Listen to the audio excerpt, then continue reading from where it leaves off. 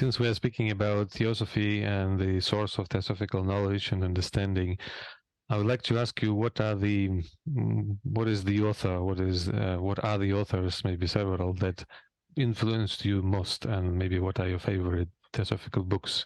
Shikhar already mentioned something about J.K. Maybe you could expand a little bit and add. Okay. So, since you talked about the authors and not the writers, so I take the liberty of keeping on the top of my list. I think it's very difficult because there are so many of remarkable individuals, maybe whose just one part of one book can influence your whole life. But so it would not be fair to if we name some, but still just what I have studied most, I can share with you that for me, as an author, the Mahatmas, I mean, we don't have any direct book through them, but the Mahatma letters and the secret doctrine were, I mean, that's why HPB says she is only the writer. She's not the author of secret doctrine. And same goes for Mahatma letters. So, I mean, for me, those are the very, very remarkable, and the foundation, fundamental, I would not say individuals because they don't have individuality, but the ideals. Then, of course, as also Catalina mentioned, the HPB's books, whether it is Secret Doctrine, Voice of Silence, and Key to Theosophy, and very important, very small book, Practical Occultism. My God.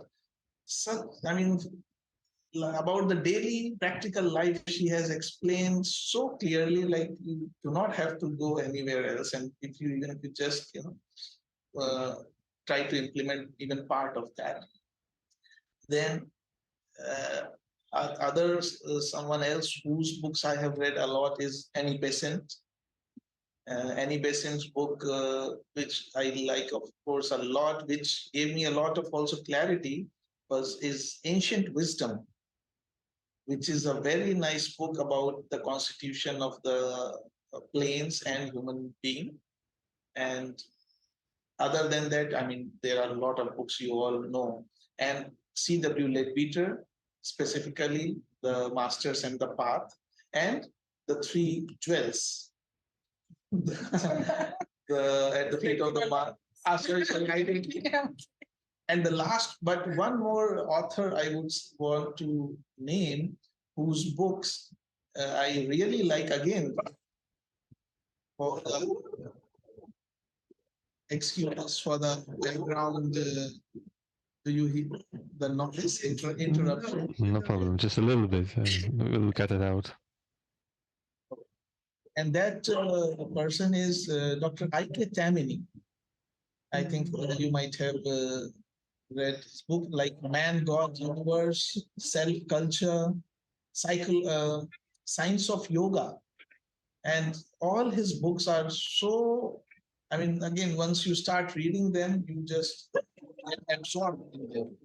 So there are many others, but I think, I mean, the list can go on and on and on. But these are some of the authors and the books which really have, and Mahatma Letters, by the way, was the first book I started reading. Because when I came back home, and of course I read a lot of J. Krishnamurti's books, but in theosophical literature, and it's very strange, or I don't know if it is a very common thing to say, that sometimes when you are in a problem and you just, at random open that book, somehow in those pages, you will find something related to what your, the problem or something that you are going through, and you find, some insight or some idea or something. In the Mahatma letters. Yes. Oh, I tried doing that too. Okay. Okay. That's why I'm saying it's a strange thing. It happens to everyone. But also sometimes it looks like they are talking to you. If you read it like with so much of absorption, you feel like it's not Epicene who is being talked to, but it's you who they are talking to. So I don't know, maybe some people have that feeling. I just wanted to mention it's wonderful when you read Mahatma letters because they're so different. One letter is about some everyday situation, some money things, something like that. Something is extremely deep about philosophy and devachan and things like that. But all the time you are connected with the author, mind to mind, right? So it really influences you a lot. Yeah, that's totally right, Svyatoslav. I mean, Mahatma letters, that's what I'm saying. In Mahatma letters, you might get a very tip of some very worldly problem that you may be having, dealing with money or something. And because in that, of course, they guided for like theosophy, technical theosophy also, but a lot of problems and challenges that they were having at that time how to deal with and there are like so many when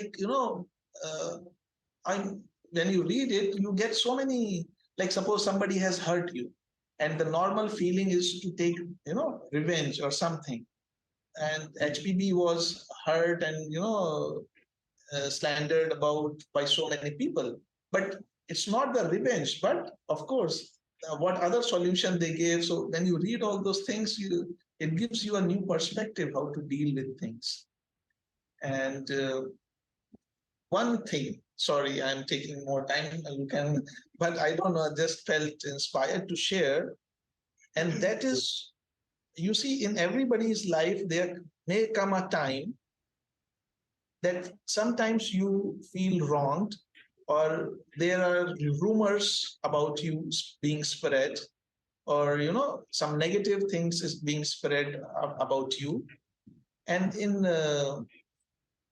Masters of the Path, I remember in At the Feet of the Masters commentary, C.W. Leadbeater and Annie Besant, they have written that if this happens, although you are innocent, but if this happens, let's say a lot of gossip against you or somebody is doing like that, which happened to HPB, it means a lot of your bad karma is being worked out. The only thing you can do is, courageous endurance. Do not react. Do not go fighting or arguing or all those things. Just, be an observer. And of course, without any emotion, if you have the opportunity to tell the truth, just do that. But otherwise, a lot of the bad karma is being worked out. So actually, in a way, you are getting free for the higher path. And of course, there are, I guess with the books in general, there are different moments. I guess there are books depending the moment of your life, depending the concerns of them, that moment of the life, or there are many elements. So it's very difficult to say this is the book or this is the set of books. But of course,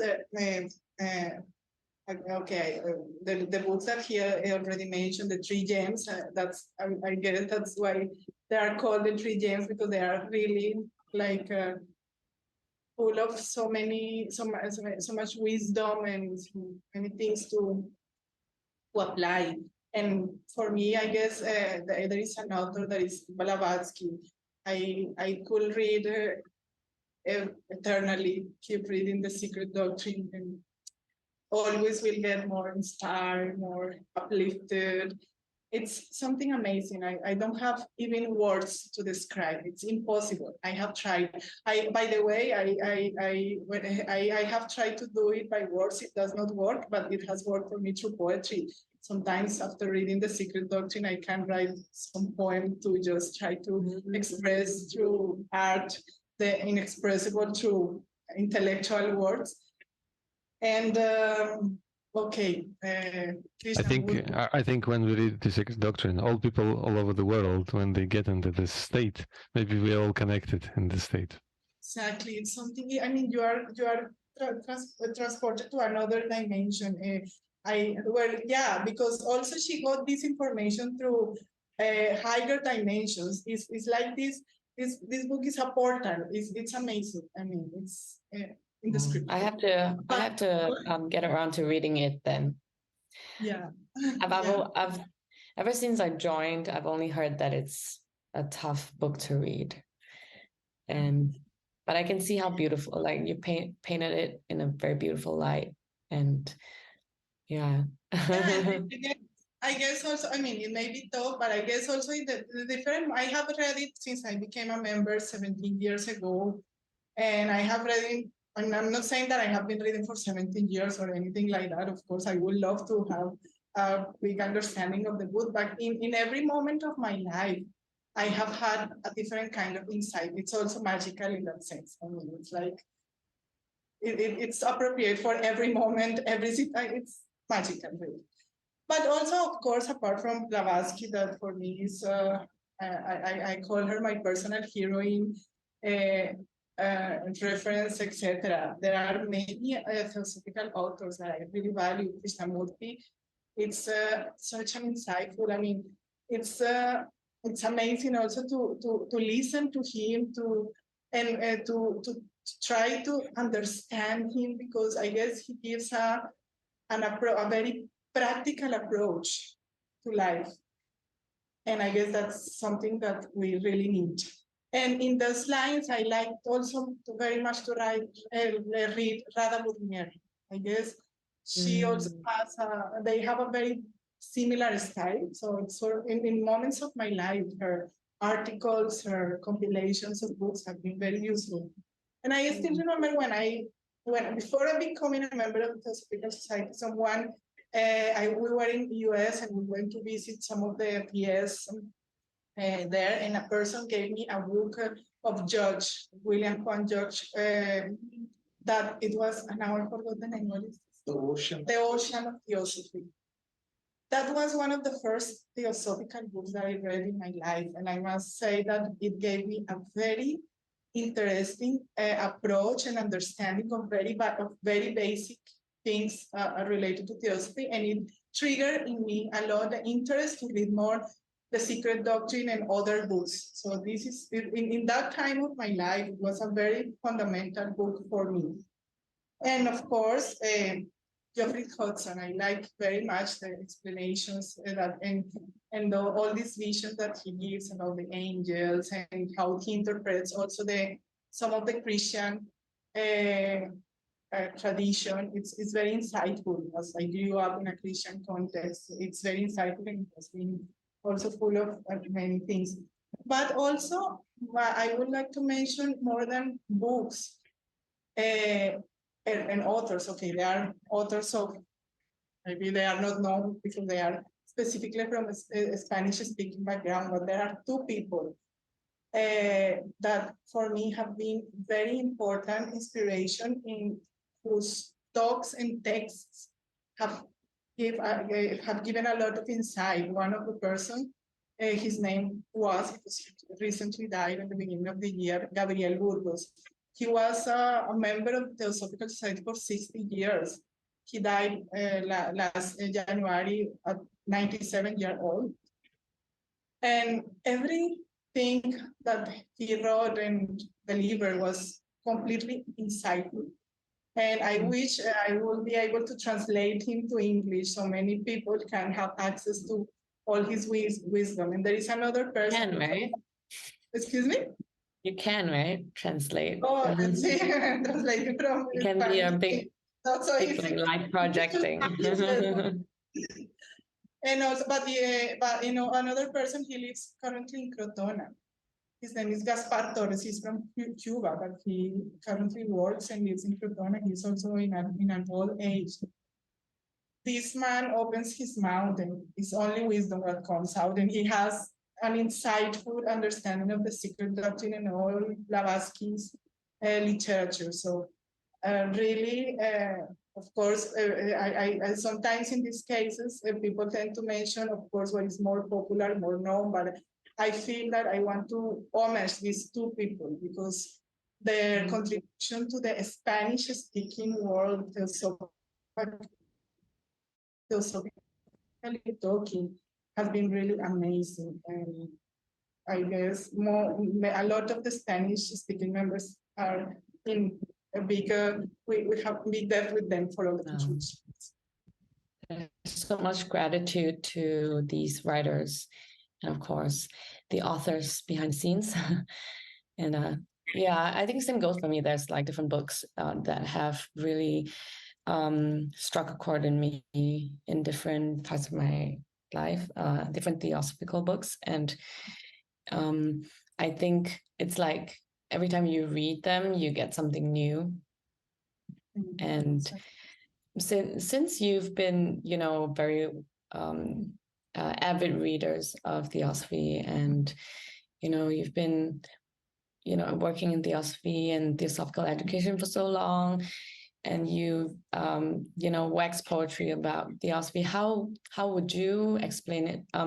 How do you talk theosophy with your daughter, since education starts at a very young age, right? Okay, I guess theosophy is not something that you talk about, you just live it.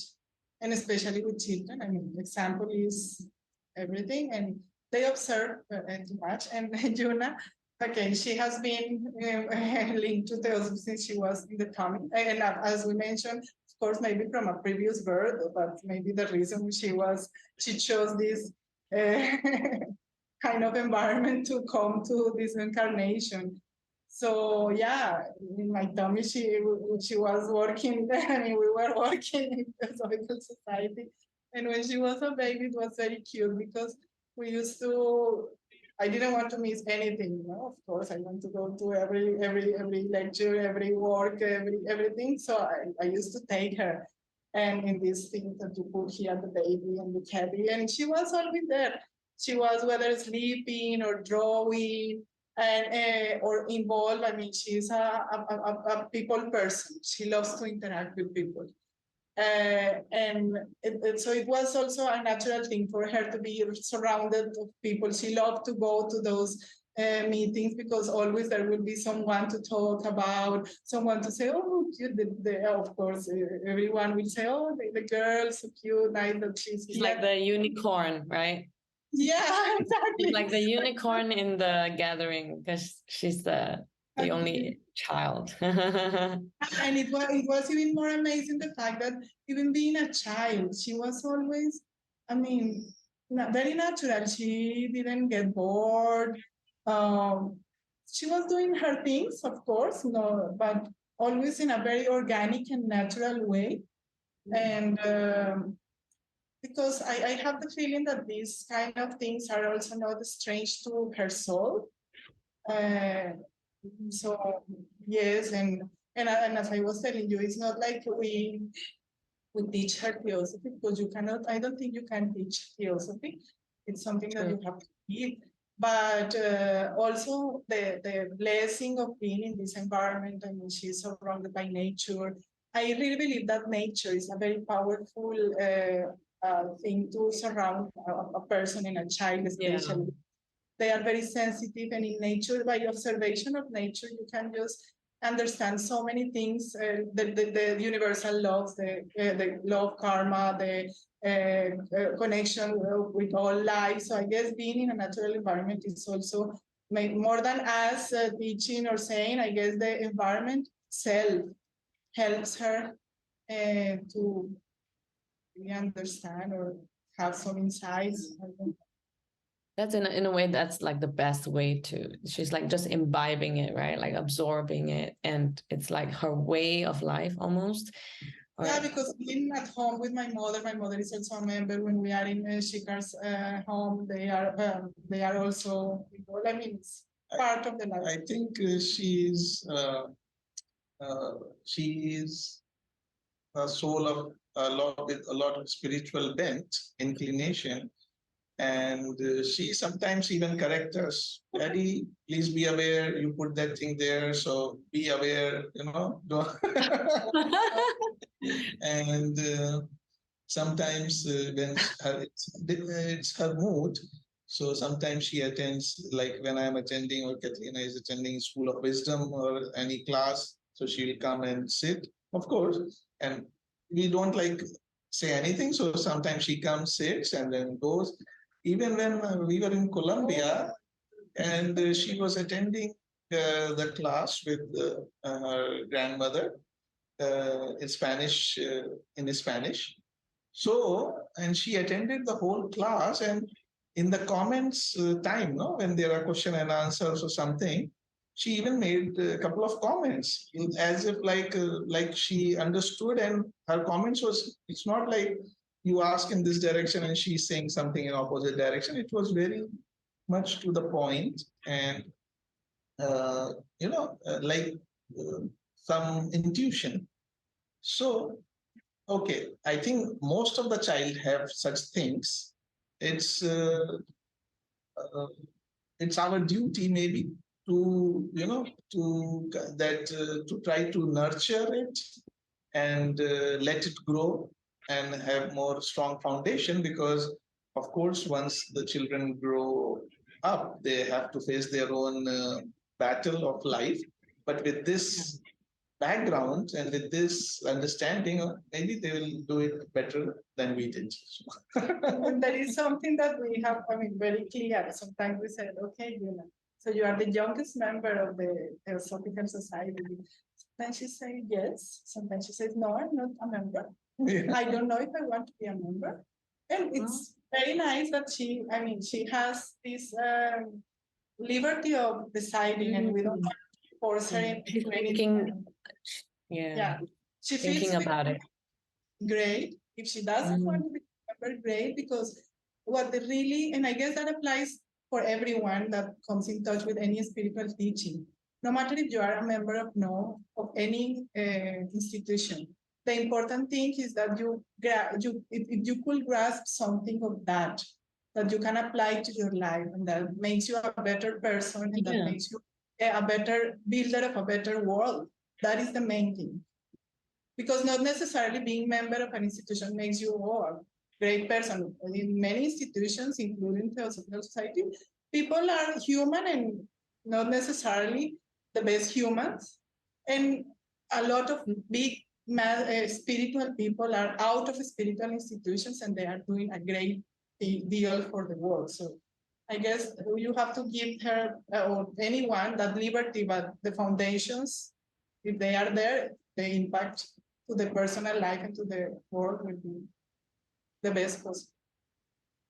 Yeah, I totally agree. I think it's really important, and it is kind of a theosophical kind of a value to independent investigation, and not just take anything just because it's the authorities say it's true, or that your parents say, your parents subscribe to it, but she like really thinking if it's right for her at a young age. I think it's really amazing.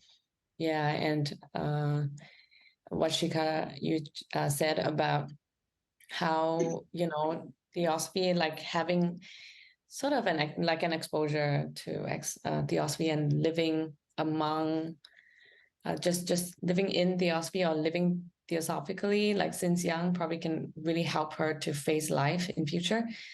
I feel like that's what really Theosophy gives us, the tools and the open mind, because life will still be life. It will still hit us left, right, everywhere, in all directions. But having Theos, like being able to see things, put things in perspective, and having the tools to deal with life is really more important. Since we have a unique chance to talk to people who actually live and work at the territory of the headquarters, let me ask you about maybe something that you could share with us about the life in the HQ of the Theosophical Society, maybe some recent developments, plans, news, something like that.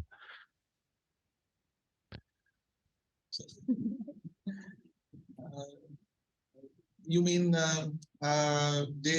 normal routine work day? How is it? Normal routines, yes. Maybe some plans or some special experience that you would like to share. How's life like in Adyar? Well, we feel grateful, first of all, to be here. That at this point of time in our life, we got this opportunity to be here, and it's really a blessing. And normal a day we can like divide in our like work time and of course the personal time. So personal time, and actually it's not like every day is same. But I guess work and personal virtual. Yes, because personal day starts early in the morning. So okay, but again, I'm saying that it's not like every day is the same, because depending on the situation, the things going on, and if like suppose late night online meeting, so the next day depends on that. But on an average, you can say like of waking up, a good walk, and followed by meditation, and then of course getting ready for the office, and me and Catalina, Yuna, we're getting ready for school, and then off we go at 9 o'clock to our respective places, and then 9 to 5 is a normal work day here, and with a 12 to 2 lunch break. So in lunch break we come home and we have lunch, and then we go back to work. And after 5 o'clock, again, depends on the day, whether is there any online meeting, or if it's a weekend, or it's an in-person meeting, or some other work is there, or some household work is there, and then dinner in the evening, and then go to sleep. But that is a general, a routine work day. But uh, as you said, something interesting. What happens is actually all the time something or the else the planning is going on. I mean, one event finishes, and then the planning for the next event starts. Like after convention, there was School of Wisdom. After School of Wisdom, there was Spanish School of Wisdom. After Spanish School of Wisdom, in April, there was Easter Conference, Workers Training Camp. And then after Workers Training Camp, now the first week of July is TOS, India Conference, all over India Conference, for which people will be coming. And according to that, some of the preparations of the buildings, renovation of the buildings going on. So actually there has been one building which has been worked a lot, and I think it is almost completed, and we would be able to use it in the in the coming convention. It's called New Quadrangle. And other than that, here we have regular events which are called Wisdom for Living series. And once a month, every Saturday in the afternoon, there is somebody is invited. Of course, there is a team who organizes that. Somebody is in the field of not just spirituality, but arts, music, or any of those aspects which the person is living, and with values and ethics and morals. So there is a talk. And recently we started this new initiative which is called Libraries as Communities. Because libraries these days, physical libraries, are gradually dying due to this online availability of almost many of the books. So for people to go into the library and take a book or borrow a book is much difficult or complicated than just opening Google and download a book and read it at home. So we are trying to develop some awareness or community around books, so that more people will come and use the library. So for that, we have one of the first Saturday, sorry, in the morning we choose a theme for every month. Like it was meditation first, then it was mysticism. The next month theme is occultism, and books related to those themes are displayed in the library. And there is a talk on that, and then after that, follow-up sessions. People come and study, and so that keeps happening. Apart from that, from time to time, regular visitors who from all over the world keep coming for staying for a week or a month or 2 days or 3 days. And, that's what we have to plan their accommodation. And other than that, the routine work of the campus is all the departments are there. Just for your audience who may not know about TSRR, but we have almost about 15, 16 departments who are together as a team running this campus, and which includes maintenance, housekeeping, sanitation, garden department, which is a very big department, and for food department, security, library, editorial, and all of them, working together to make this place as it is now.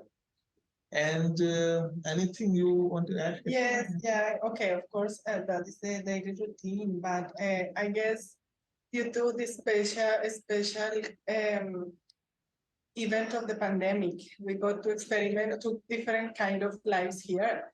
This is the routine now that everything is slowly opening. So we have this meeting, always things going on here. Oh, there are also walkers. We are open to walkers of the nearby people that want to walk here. So in the morning, if you go for a walk, you will meet them. In the afternoon, you will meet them. And it's very nice because they really enjoy coming to the campus for a good walk. But for a long time during the pandemic, the routine was completely different, of course, mostly online, etc. And it gave a completely different view of the campus. It was, this kind of silence. Because when something is happening here, it's a lot of people, a lot of things happening. Svyatoslav must have, in Harry must have experience when they were here for the convention and the gathering. But there are other moments in which everything is very silent, peaceful. And I really think that it's a very big privilege to be able to go walking or in the scooter to your workplace from your house and just enjoying the melody, the symphony of the nature. Waking up with that symphony is such a privilege. And during the pandemic was even more a privilege because having the possibility of being in this campus in such a hard moment was really the best gift that nature could have given us during that moment. But also, I wanted to share another view that I had from the work in the Theosophical Society, because initially, and I think Shikhar also experimented maybe at the beginning, because there is the Theosophical School that has a different kind of routine. Of course, it's a school, so it's more like daily, more engaging, more rush. You have to be with the kids the entire day. The pulses are different. So they were like, at least for me, 3 years. First, school. Second, the pandemic, and now this that I call the most real adjust, in the sense that is what most of people or volunteers that have come normally experiment of living here. But being at the school was also another kind of very nice routine, because it was a possibility to also, here in Adyar, we are like, it's like this sentence, no? To be in the world, but not of the world. That is what you feel here in Adyar. Because you are in the world, we are surrounded by the city. You go 5 minutes, you are in the crowd, you can buy whatever, do the normal things that you do in a city. But then you come here to that peaceful atmosphere where you have the nature, where you have this theosophical family, because really is even if we don't used to talk to each other on a daily basis with the other workers because everyone is engaged in their own thing. It's a theosophical family. So this is also like a contrast. The experience of being here is also that contrast of being in the world, but of the world. And it's a present, but this leads me to what I was going to say, that in the school, you get to experiment a little bit more that of the world, the real world, because it's dealing with the parents, with the teachers, with the academic issues, all these things, which is also, it was also a very interesting experience and a very nice introduction to this place and a lot of learning. So, yes, and there is a saying that whatever Adyar will give to each one, what Adyar has to give to everyone, to each one. I mean, there are common things, like everyone agrees this is a very great environment, natural place, etc. But the experience of Adyar is so personal that everyone lives it in their own way and according to their own karma. And really, the power of the place and the energy of the place is such that a lot of things inside you begin to transform. That's what I heard. You have to face with many beautiful things, maybe not so beautiful things of yourself. It's a very transforming experience because the energy is powerful, and when you get to connect with that energy, anything can happen. It's an adventure. It's also magical. Sounds amazing. One thing we forgot to mention that we also, some of us, we got together and developed a kind of community center here, in which after office we go and we have a couple of sports, and actually it is the community center is in the World Federation of Theosophist building. And there we have table tennis, cricket, football, badminton, piano, and some other, many of the games. So some of us, depending again on the engagement, time, energy, hot, how heat. So we go in the evenings and spend some time there playing, and then for the evening. Some play tennis table, some play piano, but everyone plays. And something I also forgot to mention, you were saying what plans. There is something that it would be nice to share. The School of the Wisdom is planning to have some meditation sessions. So there will be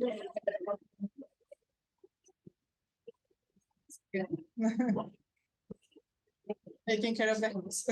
Maybe the rules. So there will be two ways. One online that will be accessible for more people, but there will be some monthly meditations here in the campus itself, open also for people that want just come and meditate. It's not only for the residents, but the workers that I was mentioning, etc. They will be welcome to meditate. So these are my kind of also plans that will come soon, and we will be sharing with all of you. When are you guys coming? December? Yeah. Right now. How about right now? Oh, please. Actually, you are here. Oh, you're already here. Yes, that's right. We're with each other. We're there with you. Oh yeah, in But December. I really want to visit. Actually, December is a good moment, especially this December, because I guess I have kept saying the same thing for the past 2 years, but I will repeat it. This December 2023 is the celebration of 100 years of the foundation of the World Federation of Young Theosophists. So in the youth meeting, we are expecting also to do something. We are thinking how to do it. It's just an idea that has been there for a couple of years. Let us know how we can help. Yeah, of course. And it will be lovely if all of you guys, young members of the Young Federation, can be here for that moment, because it's a very meaningful moment for 100 years. It's nice. So, I will certainly try. Yes, I will certainly try. yeah. Oh, 100 year. This year is the 100-year anniversary. Yeah. for The first WFYT? generation of young Theosophists was created in 1923. Yeah. Oh, If it is same an year. art- Yeah. Yeah. I will share an article about that with you, but that's part different note. Yeah. But yes. It was the same year as Disney. Disney is celebrating its 100th anniversary this year. Wow. Oh, I think are we taking too much time? Are you guys having some engagement? Okay, maybe we can just maybe ask one one last one last question. Yes, Clover, go ahead. Well, okay, so for our final question, so from your perspective, what is the future of the TS, the WFYT, and theosophical education?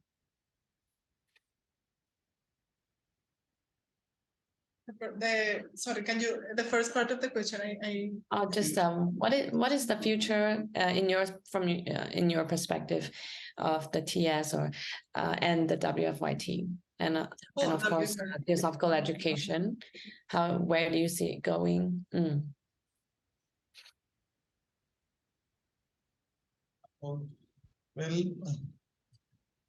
okay, when we talk about future, again, I think it's an effect that we are talking about, the cause of which is either already produced or maybe being produced in the present. Because the TS as we have now is due to the efforts of those earnest and selfless and devoted and learned individuals who devoted their life to this mission and to this vision. So the same thing, when we are now talking of the future from now, it will depend on how many theosophists are ready to put all those things in this mission now. And the same thing actually goes for any organization, same with the World Federation of Young Theosophists. As we know, it was created, then it was dormant for a couple of years, and then now again it is revived, and this time maybe with a difference that it has now board of directors instead of having some hierarchy. So maybe there is a change in the positive direction, but future, as in Mahatma has said in one of his letters, that as long as there are 3 members in the Theosophical Society worthy of it, the society will not perish. So that we can rest assured about it. But the future, basically, that's why the youth, the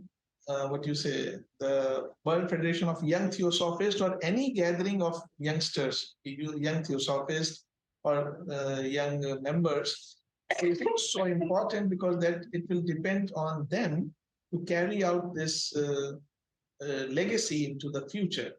So that's what I personally feel. And I think theosophical education, as it is spreading from Philippines, now in India, we have a pilot project, and we have one volunteer, Erica, from Argentina, who is here to learn about theosophical education and to take that project back to Argentina, and there they may be setting up a school. So it looks like there is some movement in that direction, and gradually, over a period of time, this education that now looks in kind of minority will gradually, at least become a significant part of the whole world, and it will help the next generation to have a different aspect, different view of the life.